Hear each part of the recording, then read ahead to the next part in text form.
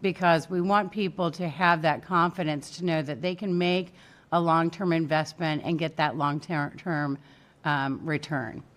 In order to allow for longer leases, we would have to do a referendum and let the voters decide that yes, in this particular instance, it makes sense to do that.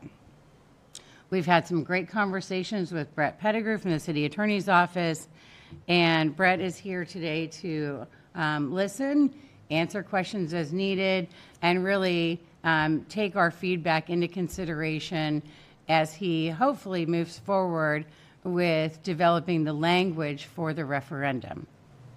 Anything else you want to add to that? I will say that, and we can get back to process more, but given you work backwards in terms of the timing, if this was to be put on the general election November, that information is due to the supervisor in early August, which means that ordinance would be adopted in July. The charter calls for a 35-day notice of the first hearing that's sent to residents and owners within 200 yards of the affected parcel. That would need to go out in June. It takes approximately a month to prepare that, which puts you back to the beginning of May, which means there is really through the end of April to make a decision and come up with a proposed ordinance that could be described in this notice to these residents and owners before going to City Council for ultimate preparation. So in short, there's about 3 months for the committee to decide on a course of action and prepare a proposed ordinance. The schedule could be compressed, but then you start looking into reducing the time between meetings for discussion, having a mayoral no veto notice to allow it to go into effect immediately, or potentially giving the clerk only hours to prepare the materials for the supervisor of election. I feel comfortable speaking on Chan's behalf that he doesn't want that. But the latest prudent schedule would be to complete this sort of work, whether for this referendum or any other, in the next 3 months. Thank you. Thank you. So in short, it's a process, which is why I wanted to start today. And my goal for this meeting is to get feedback from my colleagues who I've never been able to speak to about this, and really see how we want to move forward with this opportunity. And with that, I'm going to go ahead and turn things over to our speakers today for the presentation. Well, thank you. I will say this because I feel like I need to say it every time I talk to you all, either one-on-one or as a group. So grateful for your service, and I mean that sincerely. I think you know that your job is rewarding in so many ways, but also challenging and sometimes thankless, and you deserve to be thanked more for the hard work that you put in steering our city. So I just want to always make sure that you guys know how much we appreciate the work that you do. Thank you. Thank you. Yeah, it's very sincere. I wanted to just talk a little bit about this project. We've got, I think, 12 or 13 slides. We will be brief, but we also want to make sure that we're being thorough and answer any questions that you have. 4 areas we're going to cover today. One is a little bit of the project background, how this came to be, the current need, what has changed recently over the last year or two that has put us in this really enviable and awesome position to move forward on this project, what the proposed facility might entail, and then what the next steps will include. And a little bit of the background. How many of you have been to the Maritime and Defense Technology Hub? Okay, excellent. So you know where it's located. I won't go into that. The parcel that we're thinking about expanding to for this is a surface parking lot next to the Maritime Defense Technology Hub. Right now it's just used for some vehicles for Florida Fish and Wildlife, but it's a chain link fence surrounded asphalt parcel that's probably not being put to its highest best use. And so the plan really is to expand the existing facility onto this location. Going way back, 2018, NOAA actually approached the city of St. Pete and said, we're interested in looking at a new facility. Can you all help us figure something out? And this parcel was proposed by the previous administration as a site for a NOAA facility. And we spent about 6 years working with NOAA, trying to convince them that this was the right facility. And not as a result of anything that St. Pete did, but more, I'll just say it, more a result of dysfunction in Washington, D.C., even though it's something that everyone agreed would be a good idea, did not move forward. And so in winter of 2021, the existing Maritime Defense Technology Hub opened in the former SRI building. And I think that you all took a risk when you did that. You weren't sure exactly what was going to happen. It was a risk that paid off with incredible dividends. It has been incredibly successful from the moment that it opened in that asset on the waterfront there. Allison will talk a little bit more about what's happening there currently and some of the big successes. But you should know that you made a good choice when you supported the Maritime Defense Technology Hub. In fall of 2023, we went to Washington. We met with NOAA. We met with congressional leaders. We tried really hard, one last try to get NOAA to move, and we were unsuccessful in that. And I think we decided at that point, why are we holding our breath for NOAA? We think that this facility makes sense. We think that this is the right thing to do. We have clear need. We think that there's demand. Let's just move forward with or without NOAA and see if we can get this thing built. So that's when we changed to focus on the Center for Coastal Resilience. And George F. Young did some preliminary site work for us just to say, what can you build there? It's next to the airport. It's on the port. We're concerned about coastal high hazard. But we did all the engineering work to say what's even possible there so that we know what could be built there. And we can provide a copy of that report for you if you're curious about that. Spring of last year, we re-engaged with the Florida Ports Council, and I'm so grateful to see David Worth here, who is with the Port of St. Pete. We met with them in Tallahassee. We talked about what a grant from the Ports Council might look like. We also began work with the Economic Development Agency and Pinellas County employment sites. So we have put together a funding package for this that will not require any funds from the city of St. Pete, but it is on city-owned land. So the city's contribution will really be staff time.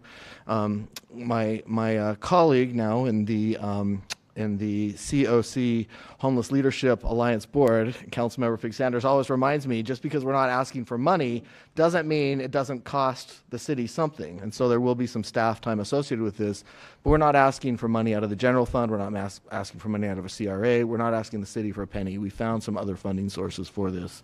And then fall and where we are right now, we've developed some conceptual drawings, and we're in the midst of a market assessment with HRNA. We're grateful to have Christine joining us today. We'll give her the floor in a few minutes to talk about what that assessment is looking like. Allison and Tom and I are great friends. Allison and I talk almost every day. We're good at patting each other on the back and saying what a great job we're doing and how smart we are. But we wanted an outside entity to actually look at what we're doing and say, yeah, this does make sense.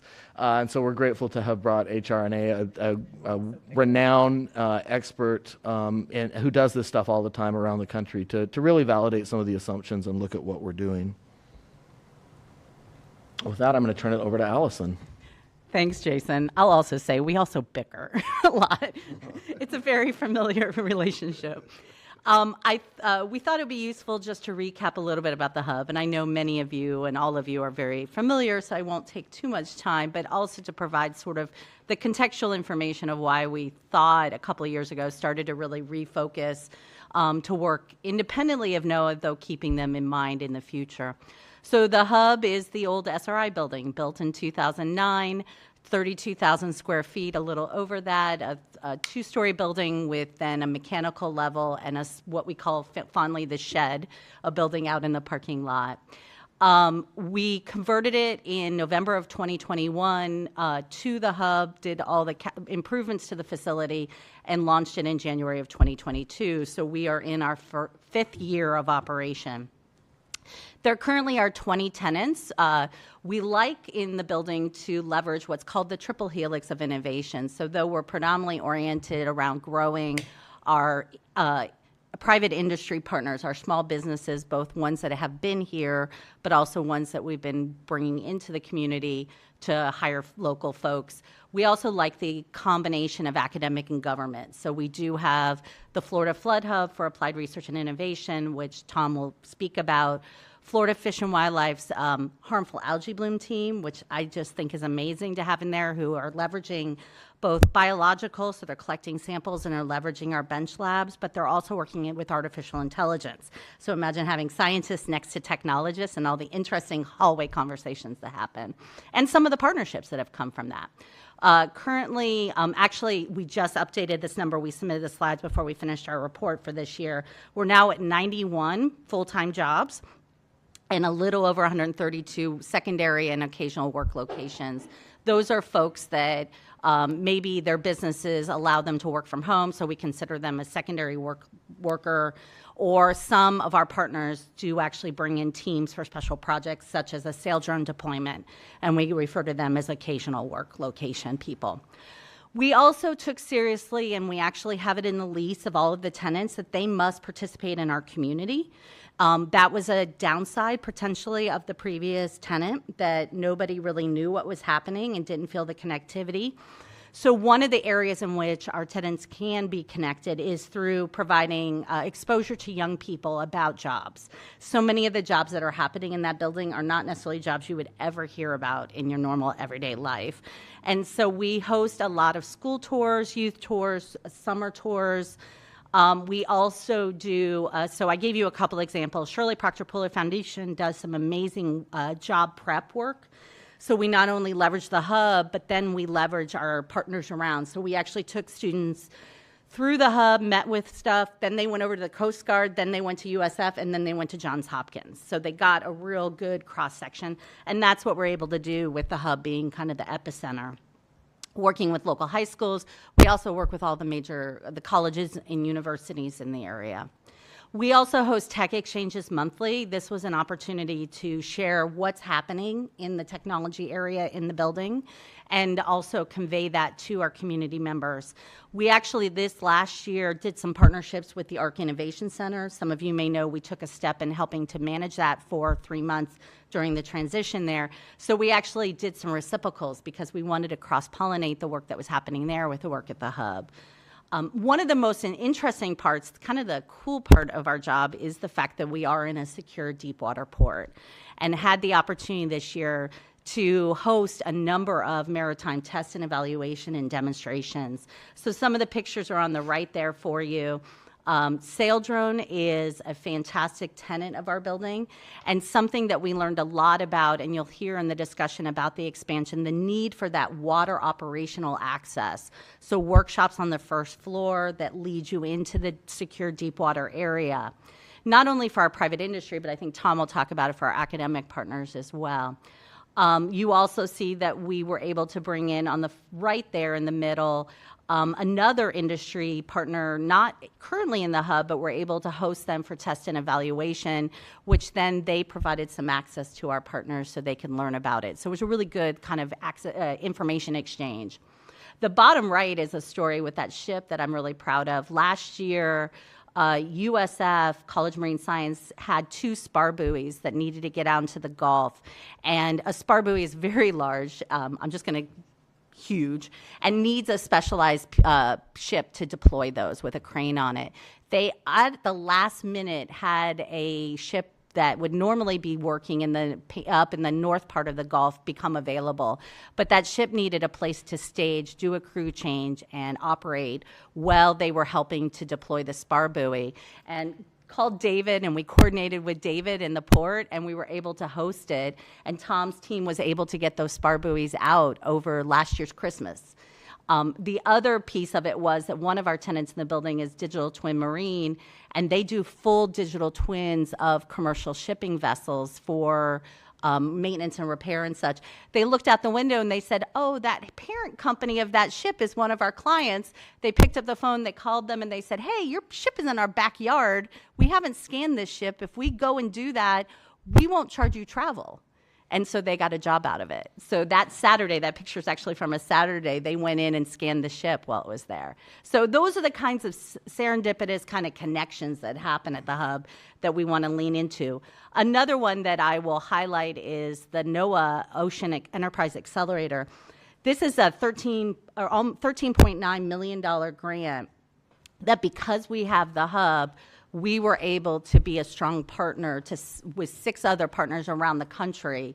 And we are actively engaged with bringing companies that NOAA is looking to expand the number of data and technology companies solving ocean-based problems. So you think about weather, you think about climate and tides and shipping. I mean, it's a wide range of things that we're sort of incubating right now. But that is partially because we have the hub. I don't think we would have had the same ability to be at the table. And I've already mentioned Saildrone. They have deployed from the hub both for tracking of hurricanes in partnership with NOAA. That's been covered quite a bit in the news. They also are working currently on coastal mapping. And so if you come behind the hub, and you're welcome, there are 3 today, Saildrones on the back deck. And unfortunately, this size Saildrone can't fit in the building. And that's part of the problem, too. We can take the smaller hurricane hunters. You actually take them apart out on the deck. I've helped.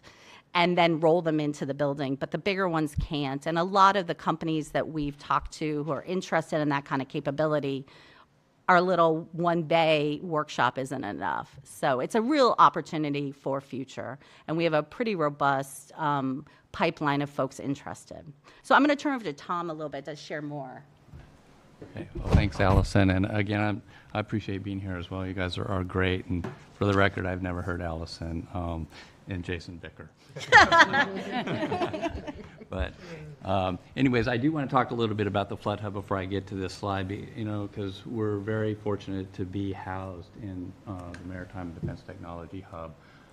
The Flood Hub was established by the legislature about the same time that the Defense and Technology Hub was getting started, and it was really founded or established to provide the best information possible with arguably what is one of the greatest challenges of our time, flooding. And that flooding due to changes in sea level, storm surge, extreme rainfall events, and, all of those things together. And so the goal really is to inform effective science-based policy management and planning. And, our audience is bigger than St. Pete, obviously. We have a statewide mandate. And so, that includes all 67 counties. 411 municipalities, and over 1,800 special districts. So there's a lot of people to please in this space. Flooding affects everybody in Florida, and I think nobody is more aware of that than us here, right? So in specific language, so what are we really trying to do? What the Flood Hub wants to do is provide reliable estimates for the future risk of flooding that are based on expert analysis and interpretation of the best available data. And I think we're doing a really good job on that front, and I think St. Pete's going to be a beneficiary of that information. So that last slide really was talking about successes and opportunities, and I'll highlight 2 successes for the Flood Hub. The first one is that we've already provided statewide sea level rise estimates that are tailored specifically for Florida, right? And those are different than the national estimates that have been provided. They're slightly more conservative, but we have higher confidence in those, and that allows us to better invest our dollars, right? So we can make good decisions. Resources are limited. We don't have billions and billions of dollars to spend, so we want to make good choices. That helps. And we also recently completed the future rainfall projections, so we know, for example, in the year 2040 or 2070 or 2080, what the percentage of rainfall is going to look like for these extreme rainfall events, and whether it's going to be 10% more, 15% more, et cetera. And the reason that that's important, right, because that informs all of the design planning that you do, all your stormwater systems and things of that nature. Again, so those types of information help provide the information you need to make good investments with the limited dollars that you have. So those are the successes. I think with regard to the opportunities, we've taken that information, right, and we were able to leverage other investments by the federal government to densify the tide gauge network, not only in St. Petersburg, Tampa Bay area, but all around the state. That allows us to validate water level information to get better water level forecasts during storm surge. That, again, helps us inform our emergency management actions and things of that nature. So that's an opportunity that we've taken advantage of. And we've also leveraged some of the dollars with the Flood Hub to create a visualization center so we can make some of these data products available to decision makers like yourself right, moving forward. And so it's not just a scientific endeavor. That visualization center is really tailored to the community and all of our stakeholders. So with that, I think I will go to that next slide. But one of the reasons that the Flood Hub is really excited to be in the Defense and Maritime Defense and Technology Hub is because water side or space is a premium, particularly for the science and technology space. And the type of work that we do is really dependent on a broad suite of collaborators. There are federal scientists, state scientists, academics at other institutions, not just USF. We work with the University of Miami, University of Florida, Florida State, all of them. And we bring these people in. And as Allison pointed out, it's access to the water allows us to put out instrumentation, moored buoys that have sensors and things of that nature that allow us to have better forecast that with related to storms. And so, again, we need that access, and we need space for a wide range of scientists and other entrepreneurs, people in the private sector that are developing things like, again, advanced sensors, battery technologies, all of these things that we depend on moving forward. So that deep water access is key, as Allison said. And, again, the work that we're doing is certainly thematically aligned. So those are a lot of words. I think the next slide really is to kind of give you an idea what that means visually. I mean, this is a pretty compact area of the Innovation District, but it's arguably one of the most densely concentrated clusters or constellation of marine-oriented programs in the nation. And so a lot of people want to be here. There's a lot of potential partners, a lot of potential for technological development and scientific advancements. And so you can see them all here. We've got the NOAA Regional Office to the left, Arc Innovation Center you guys are very well aware of, the Florida Institute of Oceanography, the College of Marine Science, the Poynter Institute, the USGS. We do a lot of work. It's not just about floods and natural hazards. We work a lot with the health side of things, looking at, for example, things like red tide and toxins and how those environmentally kind of mediated impacts can have effects on our community. And so we could just keep going around. I don't need to point out every one of them. The point is, it's a very concentrated cluster of activity in this space, and that water space is a premium, and we could use more of it. So. And if I could interrupt for just a moment, if you all are familiar with the Research Triangle in North Carolina, this is, if you look at this map, this is our version of that. And because of our coastal location, because of the unique layout and geography of this area, this is something, you can't do this in Des Moines. You can't do this in Atlanta. You can't do this in Orlando. We have these entities here, and as Allison mentioned, it is a combination of academics, government, and private industry, and they're all collaborating together. They're all working with each other. And, one of the reasons I wanted Tom to be here is because USF and the USF College of Marine Science is such an integral part of all of that. It's where the people are learning, and they've got the jobs all around them. Most people know what the Research Triangle is in North Carolina. I want us to be known I want people to know exactly what this is, the way that people know what the Research Triangle is, because we've got it. It's just the marine science version of that. Yeah. And I would, again, say the College of Marine Science is certainly a focal point, but what makes this place really special is that it's geographically unique, right? And it's, we're not building an empire in the College of Marine Science. It's the synergies that are enabled by all of the partners, whether they're state or federal agencies, or partners in the city, et cetera, et cetera. So it's really, really an incredible environment, and one that's, envied by a lot of people. So one of the things, and building off of that part of the conversation, is some of the numbers for contextual. So within the innovation district, just in that picture that you saw, we have almost 2,000 what we would term marine science employees. And this is a few years old, but about 540 million in economic contribution. In the last year, we've actually taken what was historically called the St. Pete Ocean Team, which was created in 2009 as a consortium. At that time, really focused on the partnership of academic, government, and nonprofit. And over the years, particularly with the hub, we've added a lot of more for-profit folks. But in the last year, we actually expanded it to 3 counties. So we now refer to it as the Tampa Bay Ocean Team. And looking at Hillsborough, Pinellas, Hillsborough, and Manatee counties, we have a combined population, you'll see, of 2 million plus.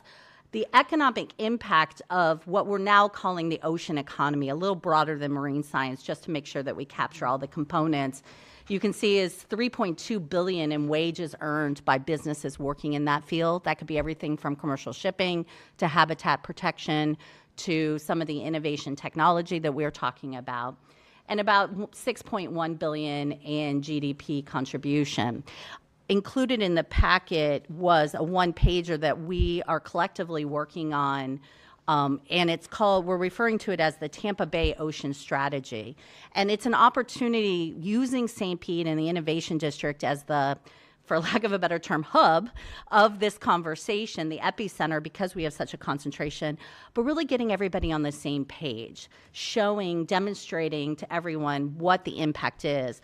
On the one page, or the back, has 8 focus areas, and they range from transformational research to expanding our existing businesses in this space and recruiting and building more, all the way to infrastructure and our partnership not only with the St. Pete Port, but also Tampa and Seaport Manatee. Where we are on this is that this one-pager will actually be distributed starting with Ocean Day up in Tallahassee in February. And the supporting strategy is in development by a writing team made up of all those individuals of the organizations, both in the Innovation District and around the region. And for each topic area, we're identifying assets. We're linking to existing processes, plans, websites. We're not trying to replicate. I just want a document I can put on the table and go, that's the scope. Did you realize the scope is so tremendous? And then also a list of opportunities, how we can all work together and candidly help elevate even more in the St. Pete area our role in the opportunities, not only in jobs, but grant funding and research, all the different components. So that's a companion part of what we're trying to do. It also, for us, gives us a chance to really look out there across the region and see more connectivity opportunities for individuals and folks in the Innovation District and in the hub. So with that, we want to expand the Maritime Defense Technology Hub. We've given you a ton of context and background about the neighborhood, the regional economy, all the impacts it's having. We think it's a great idea. We really like it a lot, but we wanted to make sure that all of our analysis and thoughts were being looked at and reviewed by some professionals. And so back in the fall, the Downtown Partnership hired HR&A to do a feasibility study for the Center for Coastal Resilience to see if this bears out. And there are 2 elements: looking at the market demand. Is there a demand for additional space? Will this make sense? Will it pencil? Will this provide the same sort of jobs and things that we looked at? And then what do we have existing? What's the market supply? And with that, I'm going to turn it over to Christine DiGiulio. Christine has been working on this study. We hope to have it completed in the next few weeks. But Christine, we'll turn it over to you and let you take it from here. I think you're muted. I just unmuted myself. There you go. You're perfect. Can you hear me? Yep, you're great. Okay, there might have just been a little lag. All right, I apologize. Good morning, everyone. Thanks for inviting me to join you today. I'm happy to come and talk about the work that we've been doing with Jason and Allison. I think it might be important just to share, before I dive in the actual work itself, a little bit about HR&A and maybe why we were chosen to lead this third-party market analysis and feasibility study. And I think as I explain that, you will start to see the connection between the information that's already been shared and where HR&A comes in. I am director, as Jason mentioned, in the Atlanta office at HR&A. I've been with the firm for 5 years now. I largely support what we call our knowledge economy practice and economic development advisory work more broadly. The knowledge economy practice itself is particularly considered to be our leading practice in thinking about innovation and innovation districts, and kind of really caught that momentum based on the team's experience working with Research Triangle Park. The leader of our practice area, Bob Julis, who is the partner in charge on this project and supports this work, was actually the former CEO of the Research Triangle Park Foundation. And Bob has over, I would say, 30 years experience now, both leading innovation districts and advising both nascent and established innovation districts on how to continue to grow innovation within the specific focus areas that make sense for their economy, for their talent base, and for their economic competitiveness. So Bob has been doing this work for a long time. I've been working for 5 years now with Bob and engaging in this work. And I think the things that make this project interesting for HRNA, when I listen to Allison and Jason and others speak, it sounds like you could be quoting from the HRNA playbook of how to create a resilient innovation district. We talked about serendipitous interactions, talked about connectivity of not just assets, but partnerships. And you really talked about, the place itself. And in this instance, through our work and analysis, we really see that the physical place means just as much as those current partnerships that are in place. So kind of moving on from that, HRNA's scope for this work was really pretty simple, but it requires, I think, some very nuanced analysis of market data. Because the proposed space that Allison's talking about and Jason has shared for the Hub 2 expansion is not quite Class A space. It's not quite industrial space. It's innovation and collaboration space, which is difficult to track through third-party market sources such as CoStar, which everyone I think is probably familiar with. And on top of that, there is a very specific niche need for the types of partners and tenants that Allison is looking to attract to the expansion, as well as the very real asset that you have at your disposal, which is the waterfront access. I mean, I think through the work that we've done, it's just become more and more clear just how not only is there a premium for true office and innovation and collaboration space within downtown St. Pete, but even more importantly for these particular tenants that are doing this work and for which you are continuing to grow and expand, there's a really real need for them to have easy, accessible access not only to each other, but also to that waterfront. That can't easily be replicated elsewhere throughout the region even, let alone in Atlanta where I am, or Miami, or other port communities or coastal communities throughout the country. So I do think those are strong levers and advantages that you have in continuing to grow the ocean and blue economy in St. Pete and specifically in the SPIT. I think, in terms of the work that we've done today, so HRNA started to work with a market analysis. So that's looking at historical development trends, largely using third-party data services, CoStar, as I mentioned, being the primary data source there to really get a handle on what's happening in the office market, also a little bit in the industrial or flex market too, because the type of high base space that would be included in the SPID the Hub 2 expansion is kind of a combination of the two, if you will. We also looked at projected growth in aligned industries. So we used the same sector and industry definition that NOAA uses for their ocean and Great Lakes economy sector. And Allison shared information just prior to this that really demonstrates the economic impact of that sector. We also assess that ourselves to see if the industry is growing at that rate and what's projected in the next 5 years.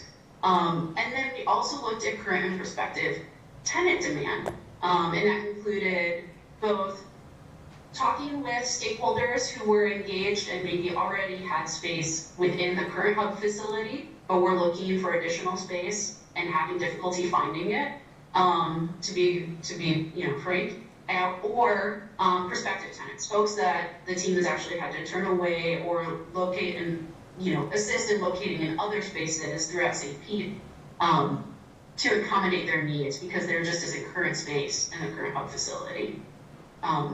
We also talked with a number of stakeholders. So talking about the market data and really trying to assess market demand, the third-party data is great and it gets us to a certain point, but we really need to understand what's happening on the ground. HRNA has some exposure already to what's happening on the ground in St. Pete because we were part of the St. Pete Innovation District master planning effort. So our team had already been engaged and been on the ground in St. Pete prior to this work.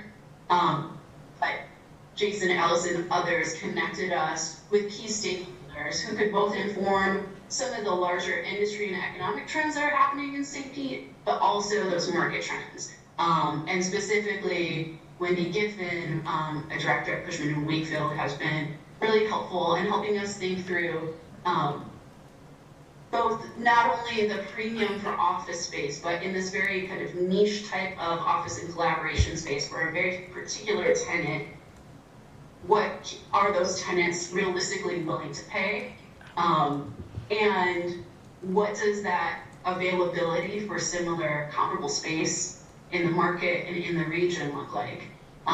So we've also spoke with Dr. Fraser, who you heard from earlier, Dr. Leanne Llewellyn from the Fish and Wildlife Research Institute, Becca Brown from Spark Labs by ARK Invest, Brooke Beeler at Thrive, and Mike Swayze at the St. Petersburg Economic Development Corporation. So we did a lot of stakeholder engagement to assess that what we were seeing in the data was accurate with what you were experiencing on the ground and to put a finer point on that analysis.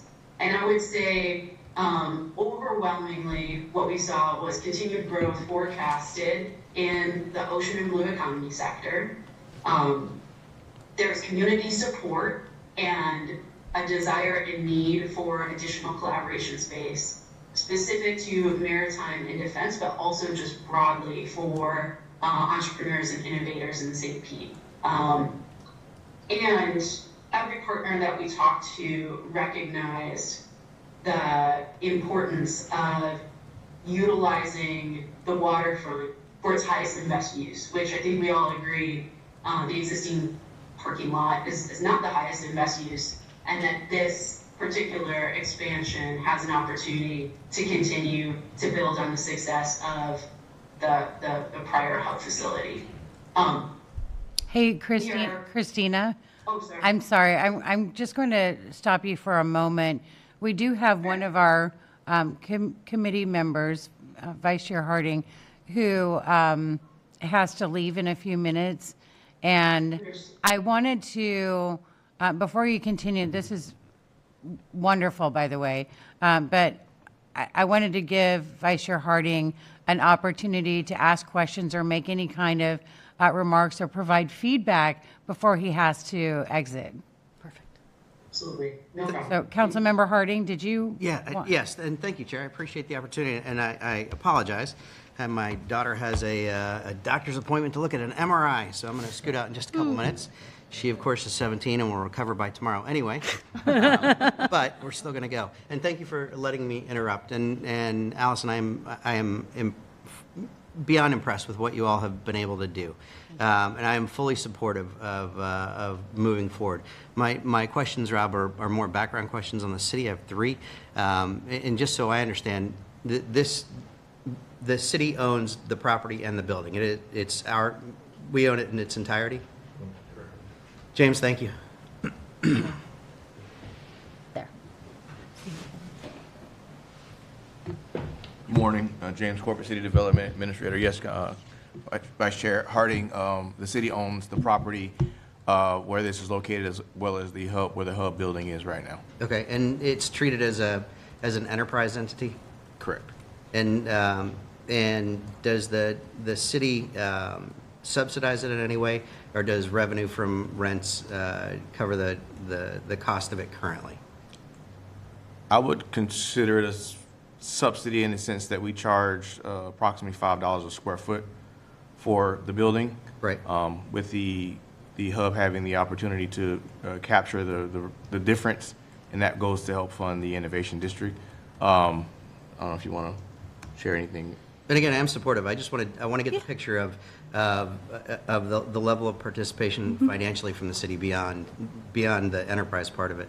Yeah, no, absolutely. And I mean, for a number of years, that's been our concern. My main concern is to kind of decrease or eliminate that subsidy altogether. Before, I can say safely, before the hub, it was significantly larger of a subsidy. So it's a very nice boost to the revenue. The cruise ships that we have now and then future kind of plans in our new master plan have components that will ultimately eradicate that subsidy altogether and put the port on a standalone basis, not only with the revenues, but also then to contribute to its own capital fund. Okay. And as we look at building another building, we'll use that same pattern of kind of splitting the money with the hub, which again I'm great with. But we'll look at least an initial business model of the city subsidizing a part of.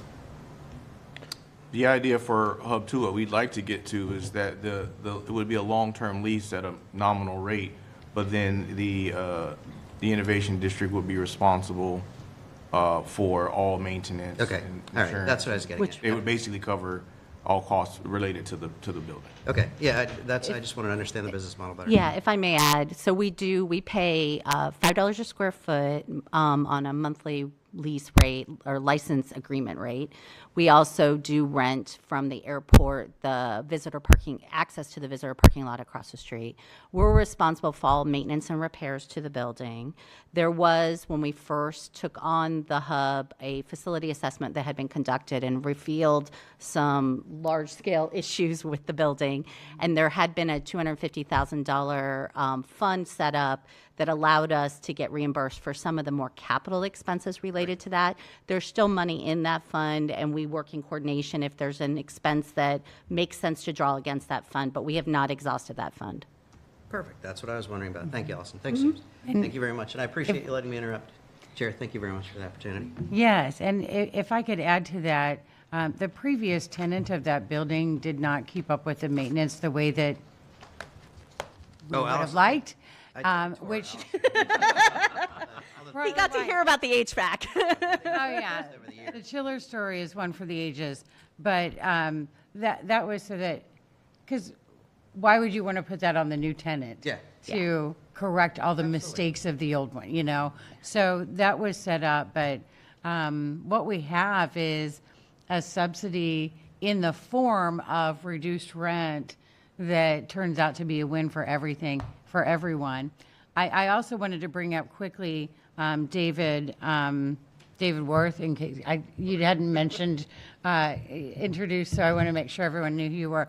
And he mentioned the Port Master Plan. That is something that we'll be discussing, I think, in PSNI in March. March 12th, PSNI.